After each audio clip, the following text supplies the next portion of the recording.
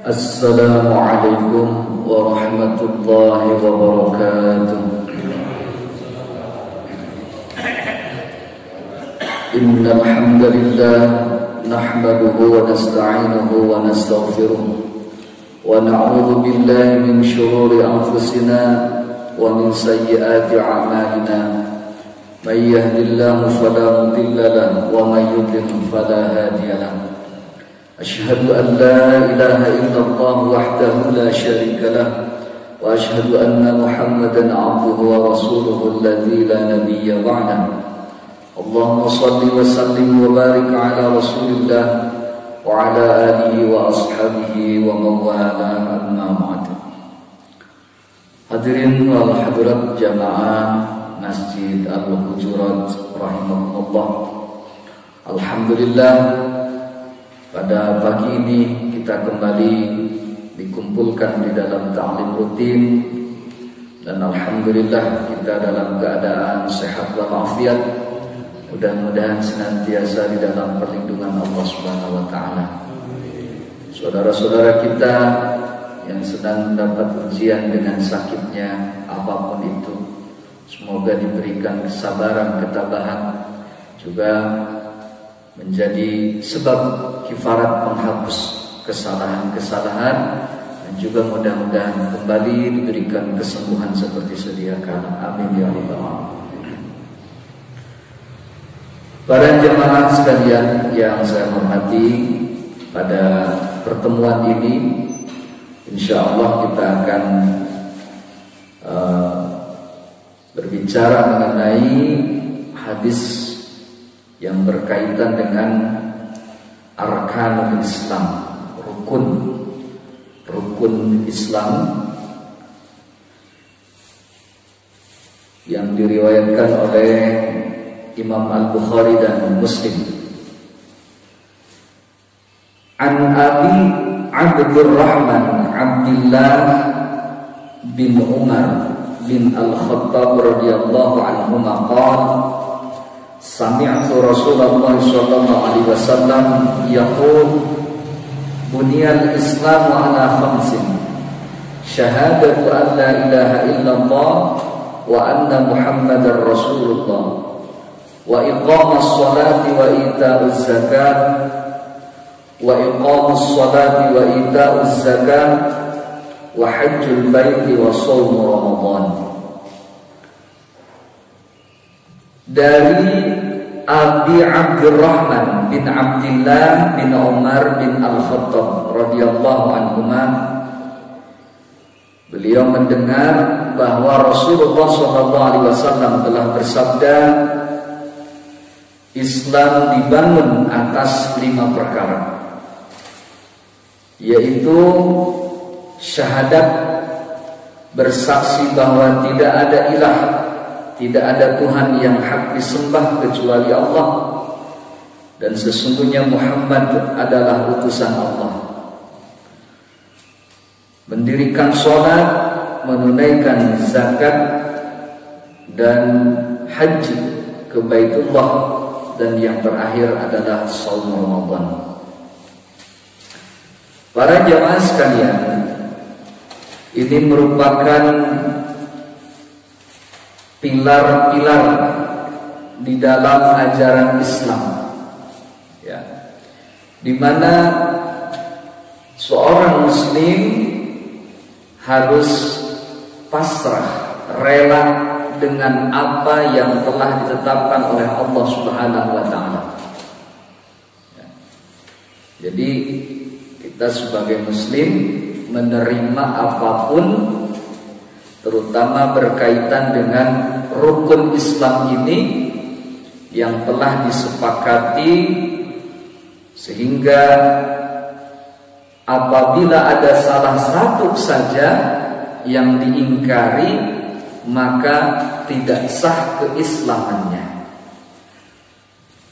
Makanya meskipun tidak mampu menjalankan atau belum mampu menjalankan, jangan sampai mengingkari sebuah kewajiban apa yang diperintahkan oleh Allah Subhanahu wa taala. Ya. Kalau memang belum bisa menjalankan, ya akui saja belum bisa menjalankan, tidak mengingkari tentang kewajibannya. Karena kalau mengingkari tentang kefarduan, maka dalam hal ini di dalam rukun Islam berarti tidak sah keislamannya. Para jamaah sekalian, yang pertama adalah syahadat. Di sini syahadatain lebih dikenal karena terdiri dari syahadat tauhid dan syahadat rasul. Kita bersaksi bahwasanya tidak ada Tuhan yang hak untuk disembah kecuali Allah. Dan inilah sebetulnya inti ajaran yang Allah Subhanahu wa taala pernah mengutus kepada para nabi yang begitu banyak. 124.000 nabi diutus untuk menyampaikan ini, bahwa tidak ada Tuhan yang hak untuk disembah kecuali Allah. Nah, oleh karenanya, bagaimana memahami kalimat ini, kalimat syahadat ini? Untuk pengucapan tentu mudah, ya. Bahkan mungkin anak-anak kecil sedang belajar berbicara juga sudah pandai baca syahadat, ya. Tetapi makna daripada syahadat ini tidak sekedar di dalam perkataan saja, melainkan ada tasdiqun bil qalbi, pembenaran dengan hati.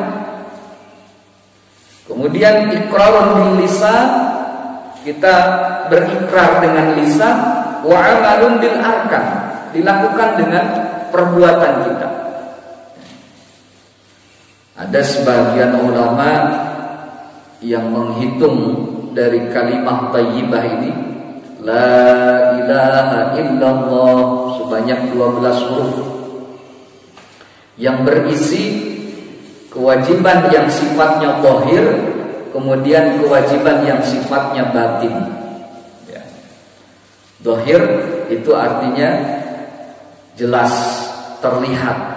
Sementara batin yang bersifat af'alul qalbiyah ataupun perbuatan hati, begitu ya.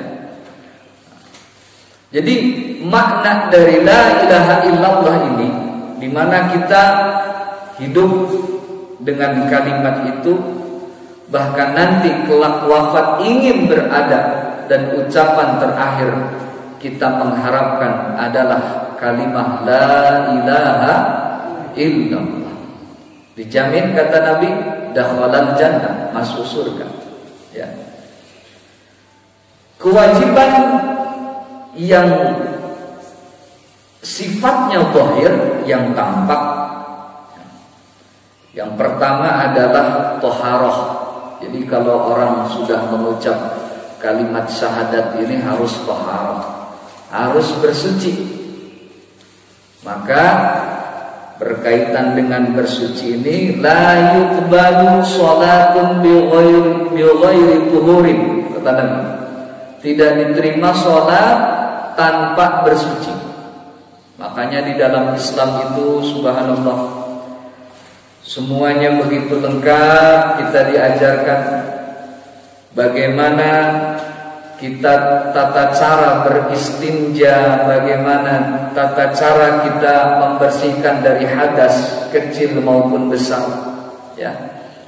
Malah untuk kondisi seperti sekarang ini, di mana kita dalam keadaan harus selalu dalam keadaan fit, sehat kita, karena berhadapan dengan wabah, maka melalui thaharah ini jelas, ya, bagaimana kita bersuci, terutama bagaimana kita melaksanakan wudhu dengan wudhu yang baik, kata Nabi SAW, ya. Barang siapa yang berwudhu memperbaiki wudhunya, kemudian pergi ke masjid, melangkahkan kaki, kemudian setiap kali dia masih berada di tempat sholatnya, kata Nabi, maka ada malaikat yang tidak henti-henti memintakan ampunan dan rahmat bagi orang tersebut, ya. Malam yuhdis fihi, selagi belum berhadas. Makanya sebaiknya itu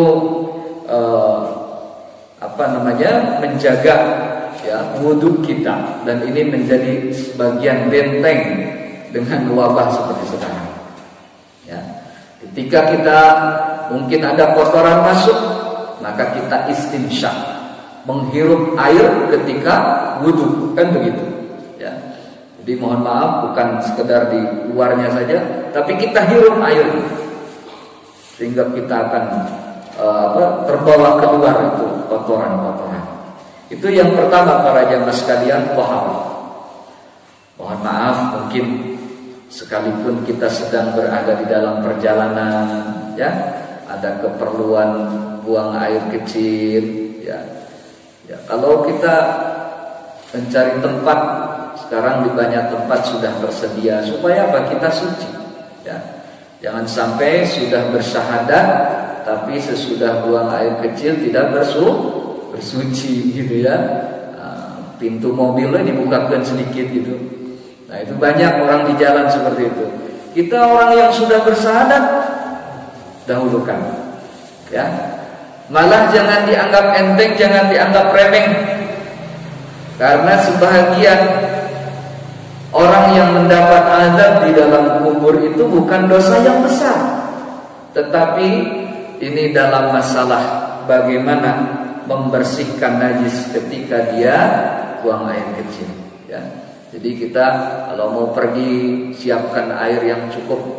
Kira-kira kalau kita di tempat yang sekiranya sulit mendapatkan air, kita sudah bersedia airnya, ya, sudah siap airnya.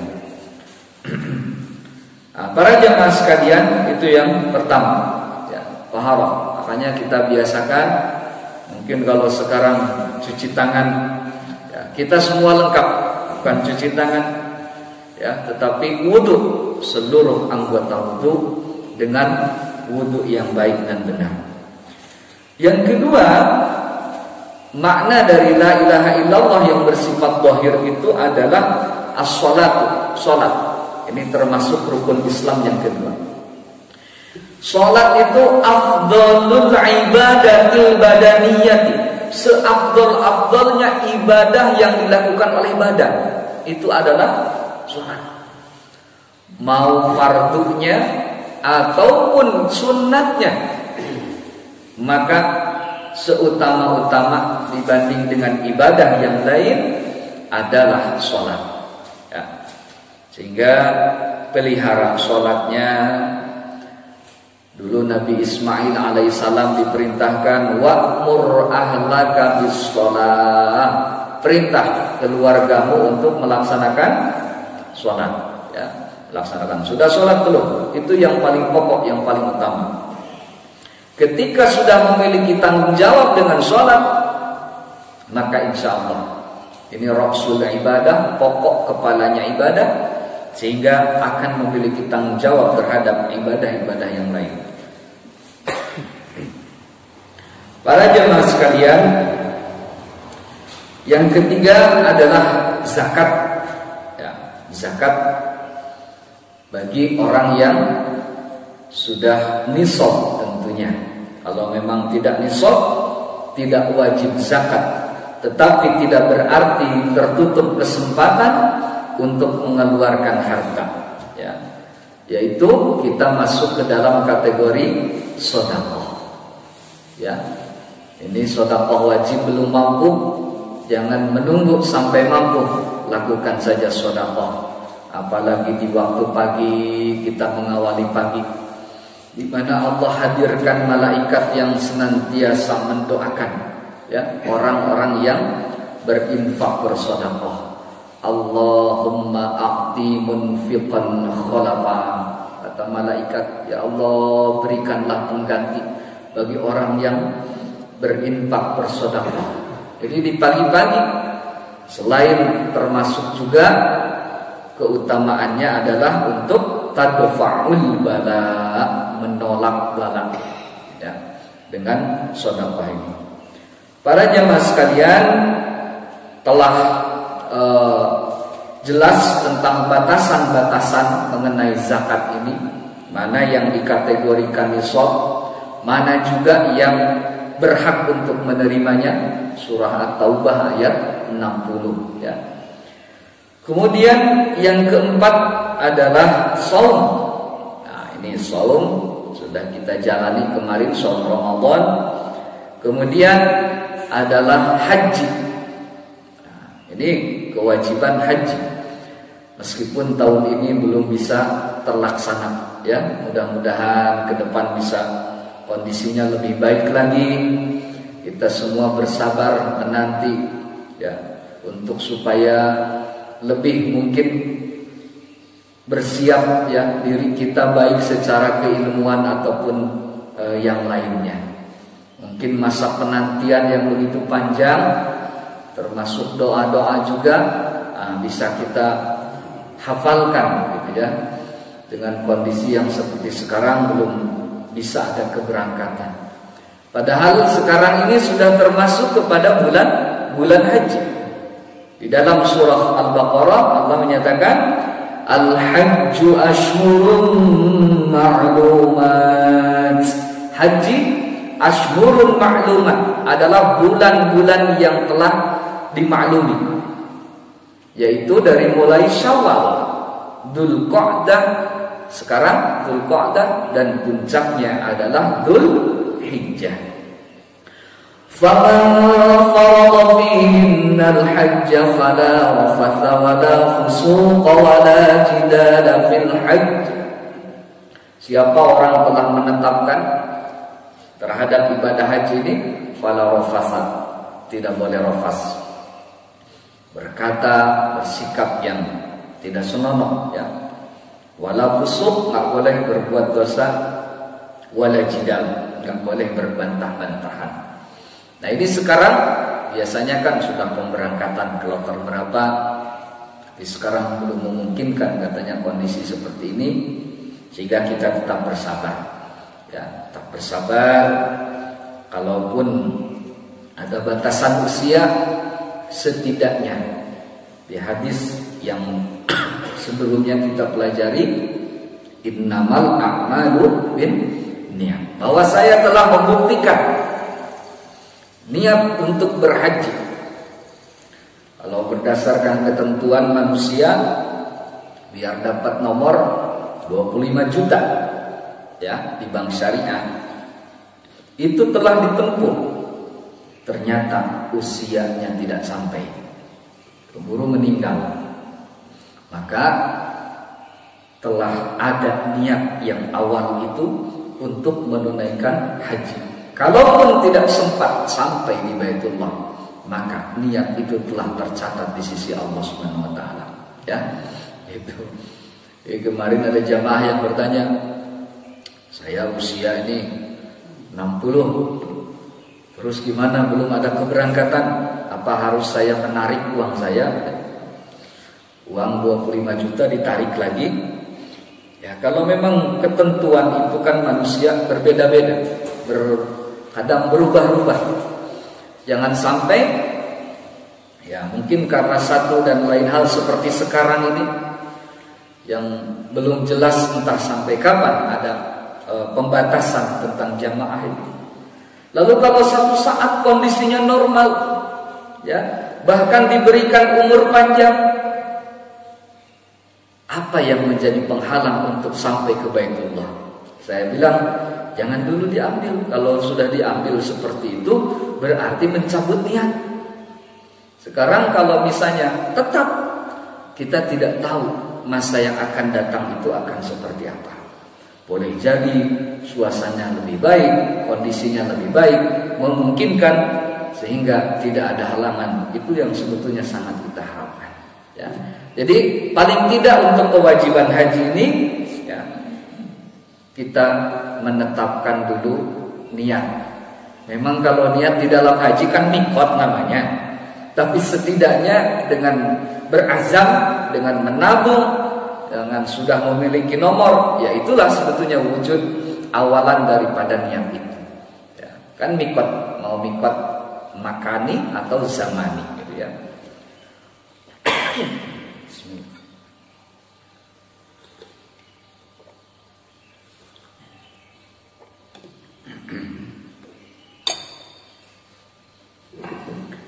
Kemudian yang terakhir, ini yang bersifat dohir.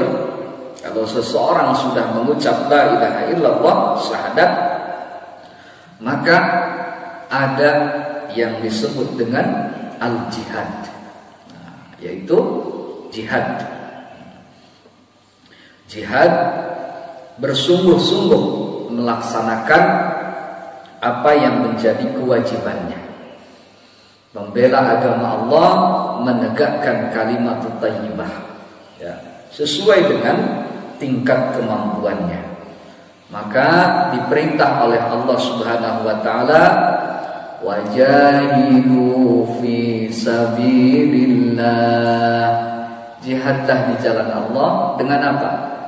Bi amwalikum wa anfusikum, dengan hartamu, dengan jiwamu. Jadi ini memang tidak bisa dipilih salah satunya, ya.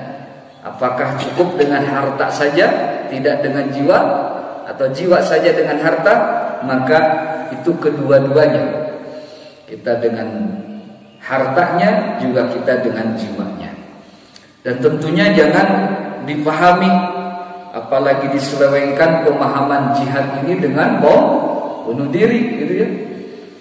Ini jangan sampai seperti itu memiliki pemahaman, ya, dicuci otaknya sehingga yang dianggap jihad itu adalah bom bunuh diri. Nah, tentu ini tersesat kalau seperti itu, ya. Kalaupun ada, maka sedang berperang, dan di wilayah yang sedang berperang, ya, itu perang yang memang untuk menegakkan kalimat thayyibah, membela agama Allah, itu jihad.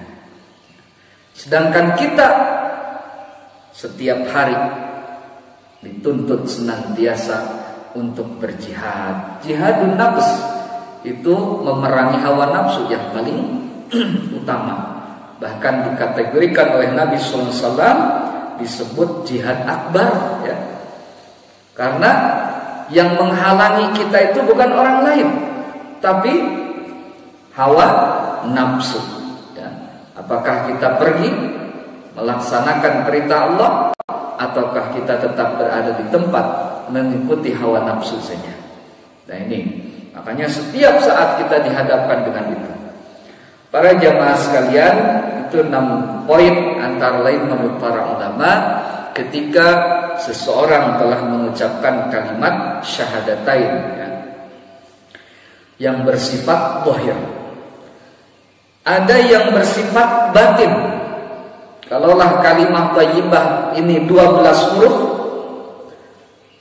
6 huruf itu berkaitan dengan kewajiban zahir, 6 huruf lagi berkaitan dengan kewajiban batin.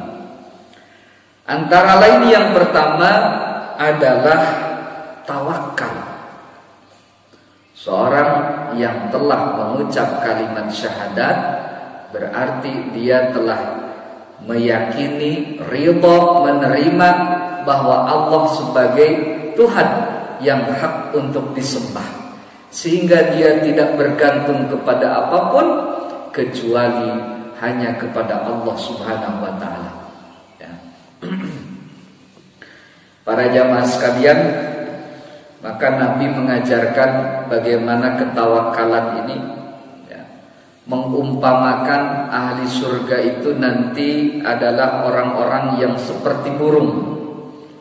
Yang bagaimana ketika burung ini, di mana mereka di waktu pagi dalam keadaan kosong perutnya, tardu khimason, di waktu pagi dalam perut yang kosong, yang lapar, kemudian pergi, dan di waktu sore taruhu bitonan, di mana waktu sore dalam keadaan penuh, dalam keadaan kenyang. Ini kita diajari oleh makhluk Allah yang lain, ya, yang hakikatnya memberikan pengajaran kepada kita. Kita ini orang yang diberikan kelebihan oleh Allah sebagai dibanding makhluk Allah yang lain, ya, yakni dengan akal. Maka yang paling utama, tidak perlu mengkhawatirkan dengan urusan rizki. pasti sudah dijamin oleh Allah Subhanahu wa Ta'ala. Para jamaah sekalian, jauh sebelum kita lahir sudah ditetapkan apanya? Rizkinya. Betul kan? Kalau dalam hadis disebut di usia 4 bulan dalam kandungan, ya. Itu mungkin secara rincian. Kalau secara umum telah tercatat di Lauhul Mahfuz seberapa banyak rezeki kita, ya. Dan Allah memang yang memberinya. Sehingga dalam urusan ini, innallaha yabsutur rizqa liman yasha. Sesungguhnya Allah melapangkan rizki kepada siapa saja, terserah Allah yang memberinya. Makanya ibadah yang kita kerjakan, ibadah yang kita jalani, jangan dihubungkan dengan, mohon maaf, tanda petik kesuksesan di dunia ataupun dengan urusan harta. Tidak boleh.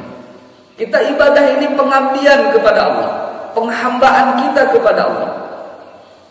Jangan sampai begini, saya itu ibadah rasa-rasanya sudah mendingan, tetapi kok seperti ini saja, karir seperti ini, harta seperti ini. Jangan. Kalau urusan rizki, Allah Subhanahu wa Ta'ala Ar-Razzaq, pemberi rizki, memberi rizki kepada siapapun, ya, imma lil mu'minin wa imma lil kafirin. Apakah bagi orang mukmin ataupun orang kafir? Apakah orang muslim atau orang di luar Islam? Ya, imma salihan wa imma talihan. Apakah dia ini salih orangnya ataukah sebaliknya? Ya, apakah rajin ibadahnya atau tidak? Allah memberikan rezeki, terserah yang memberi. Makanya ibadah itu tidak boleh dihubungkan dengan urusan-urusan duniawi, gitu ya. Nah, kita ibadah kepada Allah, ibadah saja. Jangan sampai kita ada hubungan dengan urusan dunia ataupun masalah rizki telah ditetapkan oleh Allah Subhanahu wa Ta'ala. Dan rizki tentunya tidak selalu diasumsikan dengan harta saja. Betul Pak? Ada rizki yang begitu besar dan kita harapkan apa? Sehat. Betul Pak? Kalau lagi sehat nikmat, ya. Kita lagi sehat, coba lagi sakit, makanan, buah-buahan banyak, rasanya tidak enak. Tapi pada saat kita sehat, nah, terasa kenikmatan itu. Nah, ini para jamaah sekalian, yang penting bagaimana kita pandai bersyukur, kemudian bertawakal kepada Allah Subhanahu wa Ta'ala. Tidak usah khawatir dengan urusan apa? Rizki, ya, tidak usah khawatir. Justru yang kita khawatir itu dengan urusan amal. Betul nggak? Karena kalau amal itu mau dikasih, mau ditransfer siapa Pak? Bisa atau tidak? Tidak bisa. Kecuali kata Nabi, apa yang disebut dengan al-kayyis, itu nanti di akhirat ada transfer amal. Kayyis itu orang yang bangkrut, ya, di mana dia datang kepada Allah dengan membawa amal sholat, saum, haji dan sebagainya, dibawa kepada Allah. Tetapi ternyata di belakang masih banyak orang yang mengantri, yang meminta keadilan kepada Allah karena dia berbuat zalim.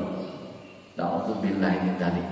Ketika amal kebaikannya, kan nanti di akhirat itu tidak ada lagi dirham, tidak ada lagi dinar. Yaumun la dirham wala dinar. Tidak ada dengan dinar, tidak ada dengan dirham, tidak ada dengan harta pembayaran itu. Bagaimana nanti seseorang diadili? Apabila seseorang yang berbuat zalim, maka dituntut oleh orang yang dizalimi, yang dianiayanya, sehingga meminta keadilan Allah. Dia ada amal kebaikan, diberikan kepada orang yang dianiaya. sampai di mana dia habis amal kebaikan, itu yang disebut bangkrut oleh Nabi. Na'udzubillah. Maka dari orang yang teraniaya ini, keburukan-keburukannya ditimpakan kepada orang yang berbuat zalim ini. Makanya sampai Nabi SAW menyatakan, ittaqud dzulma, awas, waspada, jangan sampai berbuat zalim, jangan sampai berbuat aniaya, karena itu begitu berat. Fa inna dzulma dzulumatun yaumal qiyamah, bahwa zalim ini merupakan kegelapan kelak di yaumil qiyamah. Jangan sampai kita hanya sekedar urusan pekerjaan, jangan sampai kita sekedar urusan proyek sampai melakukan kezaliman. Toh rezeki mah sudah dijamin oleh siapa? Oleh Allah. Betul para jamaah sekalian? Ini yang harus kita yakin, ya, yang harus kita yakin. Jadi tidak perlu khawatir dalam urusan rezeki. Maka kalau berbicara ketawakalan, mungkin orang tua dululah mengajarkan kepada kita begitu tawakal, sehingga muncul istilah banyak anak banyak rezeki, betul ya? Jadi tawakalnya yang kuat para jamaah sekalian, ya, tawakalnya yang kuat. Kenapa? Yakin kepada Allah urusan rezeki. Ini malah saya ada seorang ustaz, beliau sedang diajari tawakal oleh gurunya. Beliau sebelum Covid kemarin, alhamdulillah bisa berangkat. Berangkatnya pakai plus lagi. Ya Allah, kata saya, memang ibadah haji ini ibadah yang aneh. Dia usaha tidak, tapi malah berangkat bisa plus gitu, Pak. Nyaman sekali. Ya. Saya berusaha, ya, belum tentu bisa seperti itu. Itu faktor nasib begitu kuat. Beliau pergi di sini dibekelin segala macam makanan, segala macam uang dikasih. Begitu sampai pesantren gurunya, sini uang kamu, katanya. Semua seperti dirampok Pak oleh gurunya. Ternyata apa? Gurunya ingin mengetes sejauh mana tingkat tawakal. Pergi ke Baitullah, ya Allah ya Rabbana, bekal semua diberikan kepada gurunya, sehingga pergi ke Baitullah dia tidak membawa apa-apa kecuali hanya sekedar paspor dengan visa yang sudah berhaji. Dalam perjalanan, yaitu ternyata Allah buktikan kepadanya, ya, beliau seperti biasa saja layaknya. Dia juga heran, enggak tahu dari mana katanya. Ketika dia pulang, itu tetap bisa bawa oleh-oleh seperti orang lain. Ada saja rezeki. Ini para jemaah sekalian. Jadi kadang-kadang harus melalui pembelajaran. Ya. Ada tarbiyah, ada tahapan-tahapan untuk itu. Ya.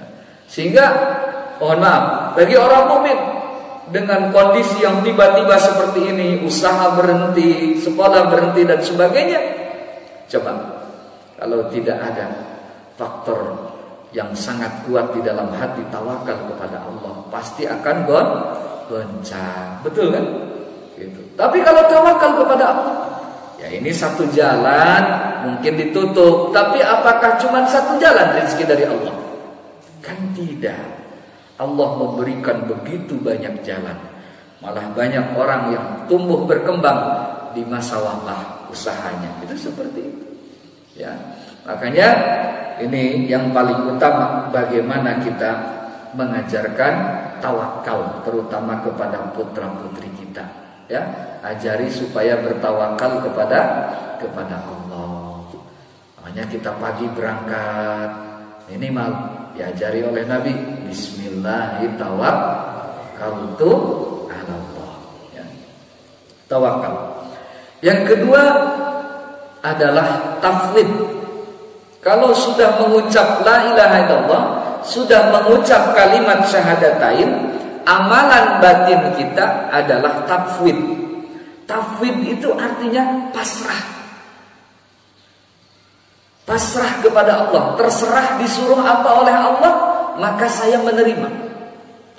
Wa ma atakumur rasulu fakhudhuh wa ma nahakum anhu fantahu. Apa yang datang kepadamu berupa perintah, maka terima, ambil. Apakah itu logis atau tidak logis? Karena kan kadang-kadang orang kalau kuat pikirannya terlalu dominan, kadang selalu dipikir dengan akalnya, gitu ya, dipikir dengan akalnya. Masuk akal ataupun tidak, kalau itu berupa perintah, itu diperintahkan oleh Allah, disampaikan oleh Nabi Muhammad SAW, maka kita takwim, pasrah, menerima. Ya, ini tidak boleh porsi akal di situ ada, meskipun ladina liman la aqlala. Tidak ada agama bagi orang yang tidak berakal. Memang betul. Tetapi kewajiban-kewajiban dari Allah tidak harus selalu bisa terjawab oleh akal, karena terbatas. Ya, seperti sekarang ada orang yang mengajukan, cobalah ibadah hajinya jangan cuma bulan haji, gitu. Biar tidak terjadi penumpukan di sana, tiap bulan gantian. Itu kan tidak bisa, karena ibadah makhluk itu telah ditetapkan, baik waktu, tempat, ya, syarat, rukun dan sebagainya. Ya. Kalau dalam urusan haji disebut al-hajju Arafah, puncak haji adalah Arafah, maka orang tidak hadir di Arafah pada saat wukuf kan tidak jadi hajinya.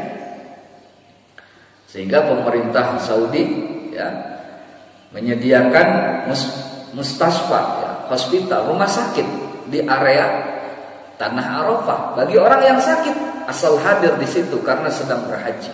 Itu kan tidak bisa diganti para jamaah sekalian, tidak bisa dipakai dengan apa? Dengan akal tadi. Makanya tafwid, menerima apapun itu. Kenapa sih harus bulan haji? Ya sudah, kewajibannya seperti itu. Ya. Jadi tidak harus selalu dengan akal. Malah kalau dengan akal, kata sahabat Umar bin Khattab radhiyallahu anhu, paling aneh itu ketika wudu mengusap sepatu. Yang kotor bagian mananya? Bawahnya, tapi yang diusap bagian mana? Bagian atas. Kan aneh. Itu. Coba kita tayamum dengan apa? Tanah. Makanya ketika sudah mengucap syahadatain, tafwid, terima apa yang dari Allah Subhanahu wa taala, dari Rasulullah SAW, kita terima.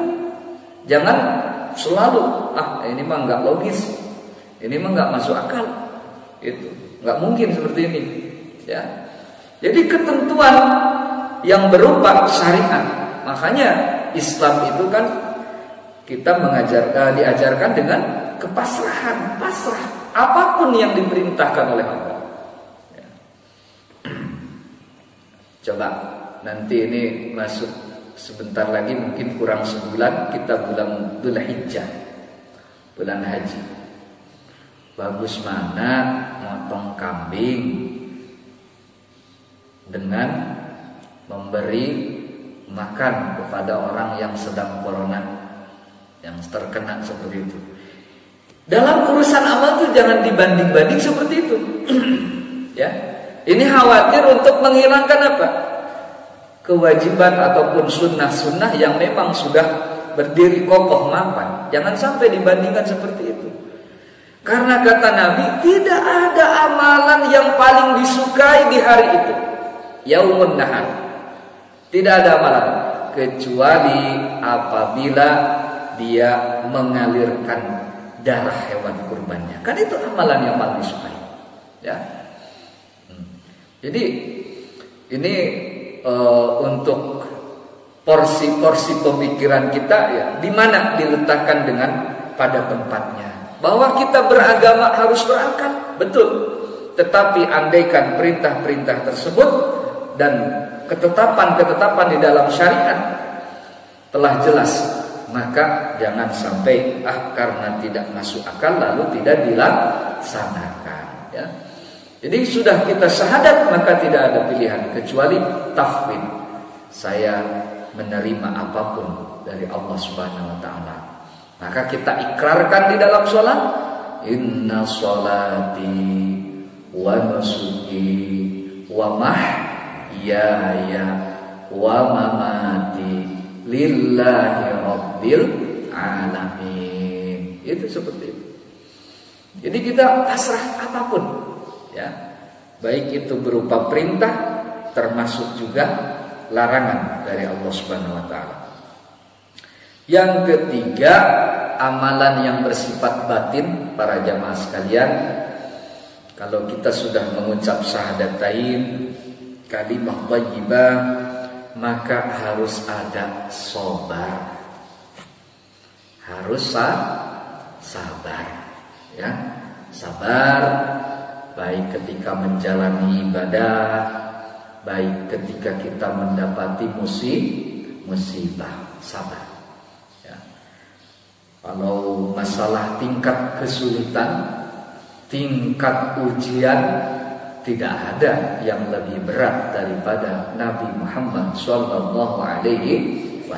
Ujian kita itu cuma sedikit, ya. Yang paling berat adalah Nabi dan telah menanggungnya. Sedangkan kita ketika mendapatkan ujian sedikit saja kadang tidak sabar. Kapan sabar itu? Inda swadmatil ula. Sabar itu, Pak, ketika pukulan pertama. Bukan sudah kesana kemari, sudah kalau gini mah sabar saja. Bukan. Tapi sabar itu ketika swadmatil ula, kata Nabi. Ketika pukulan pertama atau ketika kejadian pertama, disitulah bersabar. Jadi sesuatu yang mungkin tidak kita harapkan tapi terjadi kepada kita, maka bersabarlah. Karena di situ ada nilai yang begitu besar. Innama yuwaffas sabiruna ajrahum bighairi hisab.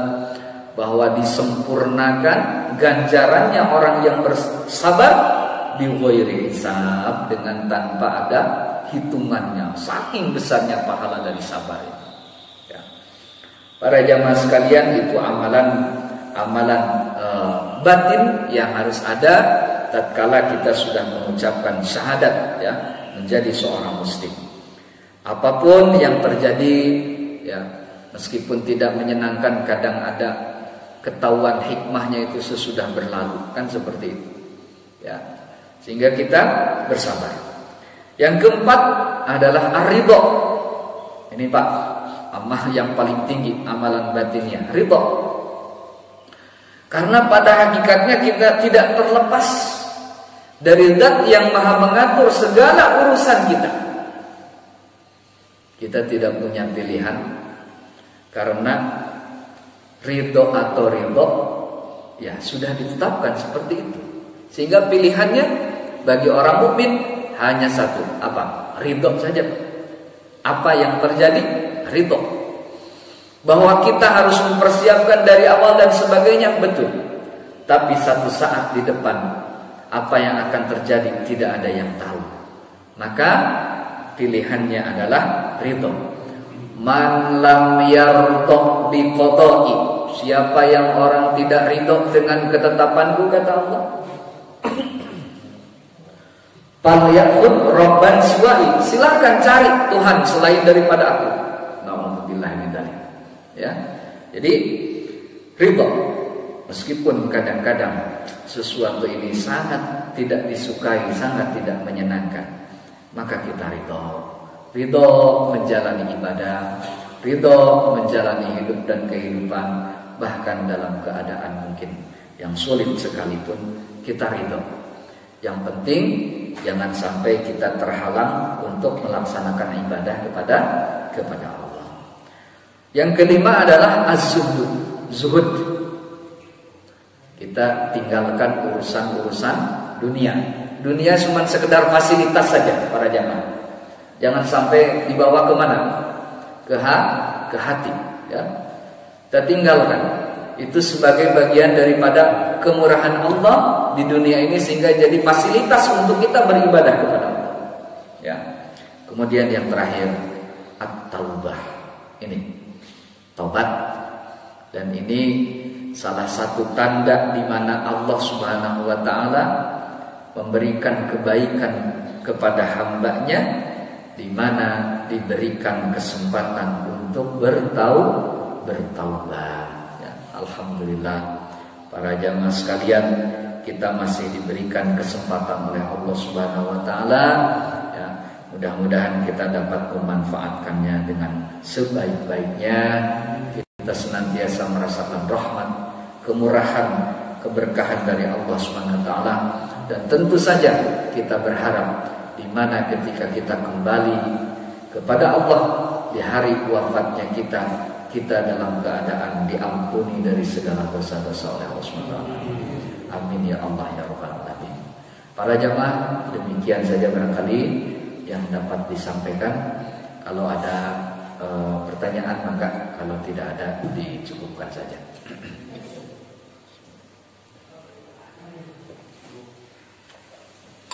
Mari kita tutup dengan doa akhir majelis. Subhanakallahumma wa bihamdika asyhadu an la ilaha illa anta astaghfiruka wa atubu ilaik. Wa bidu amri rabbana innallaha basirun bil ibad. Apunten anu kasuhun. Assalamualaikum warahmatullahi wabarakatuh.